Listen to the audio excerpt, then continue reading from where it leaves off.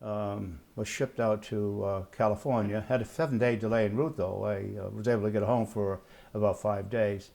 Reported to California, then from California was put on a ferry boat to a troop ship in San Francisco, and from there took 21 days to get to the harbor of Japan. I think it was Yokohama Bay. That's the ship I went over on. While on board the ship is where the troop ship came in. And from there we disembarked, of course, and went into a makeshift barracks that was formerly a military Japanese training camp. And it was cold, and all we had was cots to sleep on, and it was, like I said, very cold, no heat. Occasionally I'd find a wood-burning stove somewhere, and spent about 3 or 4 days there, and then from there the orders were given to set up the occupation.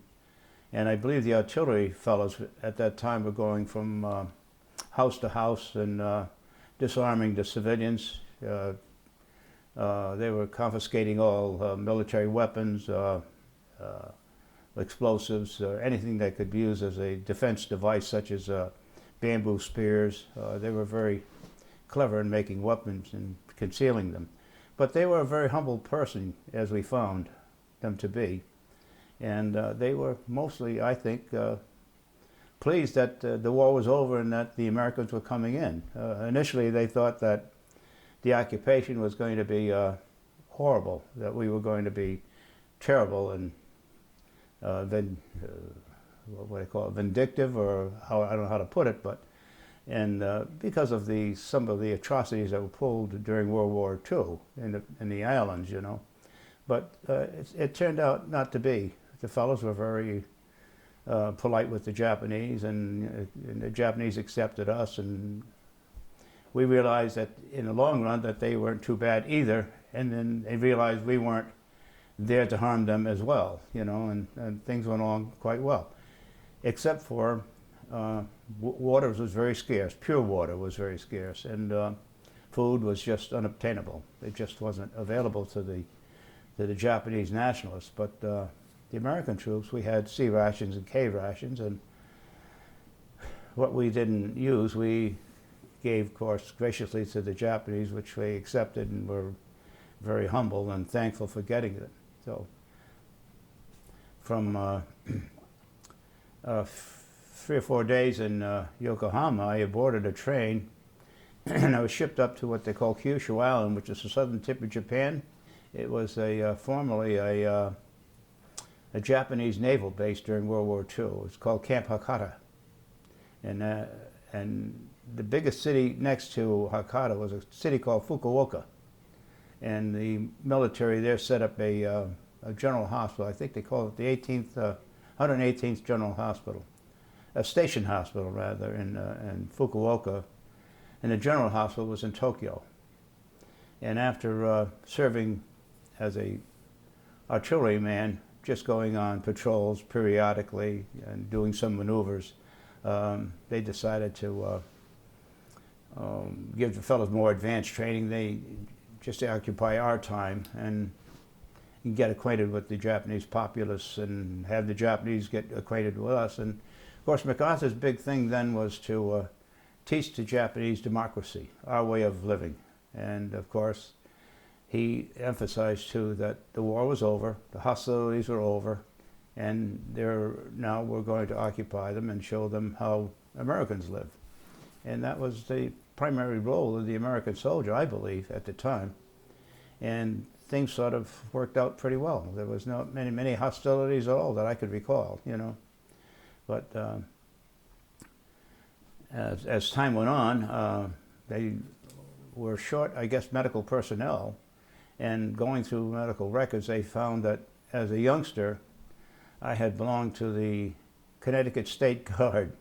And I was what they call the medical technician, surgical medical technician in the State Guard. And they gave us some classes. So they said, you'll qualify.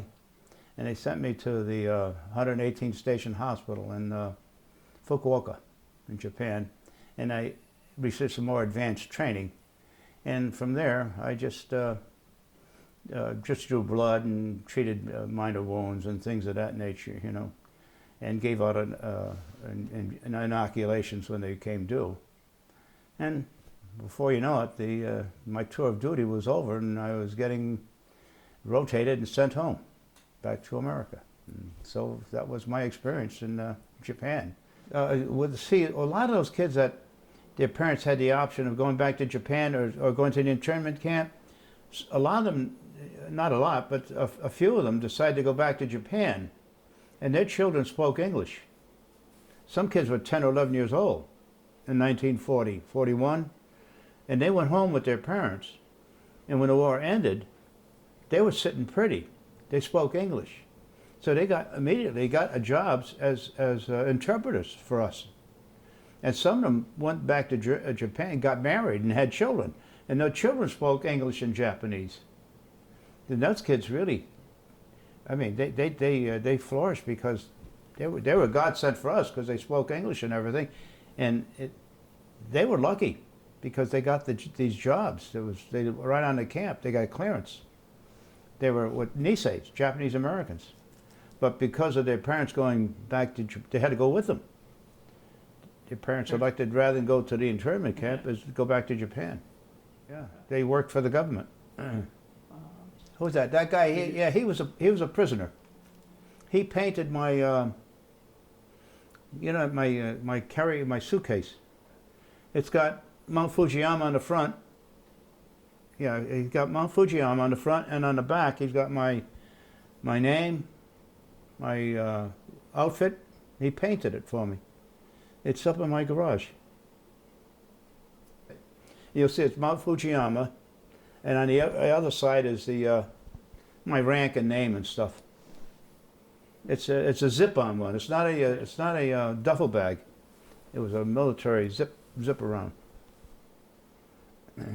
Not very often, but I wrote to my older brother, and he would write to my mother, of course, and I'd write back for her, or my sister. We'd write to my brother, and then when my brother Lou went, we didn't correspond much, but we did.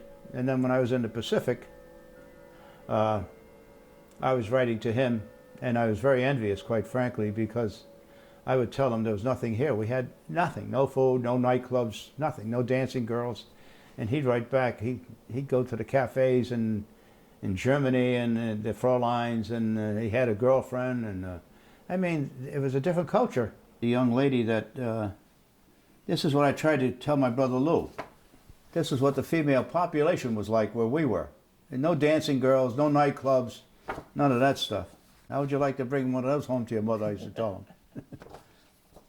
And he'd write back and show me a girl with tights and everything. How'd you like to bring this one back? We were just with natives on an island compared to him and a civilization, so to speak.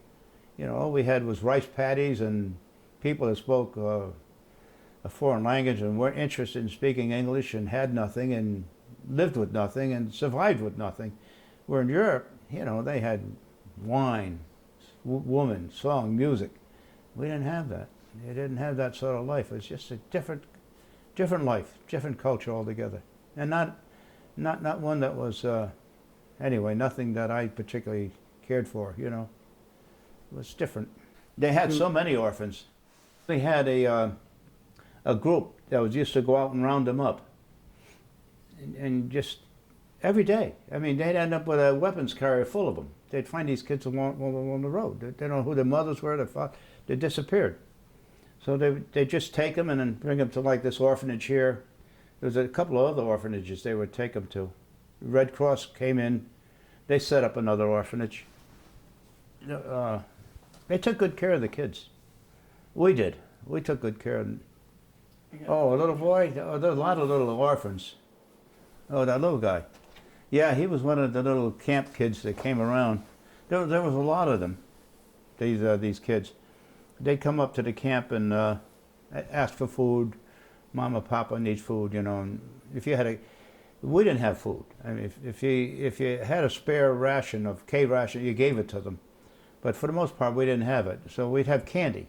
And we'd give them candy, chewing gum, toothpaste. They ate toothpaste because it was sweet. It's for your teeth, but they good. But no, that little boy, he was a little tenacious. He hung around there quite a bit, and then we finally had to get rid of him. He was too It was, you couldn't keep him around the camp. It was not good for him, you know. I don't encourage it either, you know. You couldn't encourage it. Yeah, this is Nagasaki. This is that orphanage. Yeah, this is the cemetery there. Right? Yeah. I don't think they knew who was even in those caskets that they buried. Yeah. Yeah, I was on leave. I took a side trip to went back to Nagasaki, and this is that orphanage, and this is Father Flanagan from Bill Boy's Town. He was there. Not when I was there, but he was there a day or two before, and they gave me a picture of him. This was that was run by some Polish missionaries. That orphanage. When I went there, I had a Jeep, and I filled it up with as much as I could with C rations, the canned foods, and some K rations to live on while I was traveling. And when I got to that orphanage there in Nagasaki, they literally had no food. They were eating grasshoppers and rice. I think their staple was just rice, and the kids would eat grasshoppers. But I don't recall seeing any other food other than rice. So whatever food I had to there, when I left, I gave it to them. I gave them C rations and K rations. It wasn't much, but I gave them a case of C rations and a half a case of K rations. I went with another fella, the two of us. We just drew rations and we went, you know. We purposely set out for Nagasaki. Yeah, I had travel orders for Nagasaki. About 3 days, 4 days, yeah, 3 days. Just about 3 days. Our food supply ran out, and we couldn't draw much more than that when we left. Oh yeah, a lot of Marine Corps.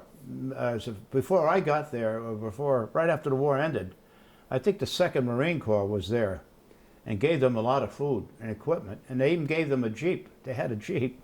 They used to travel around the mountain. I was wondering they never went off the mountain with it. Those Polish missionaries they were something. They were funny. They spoke Polish and Japanese and Latin.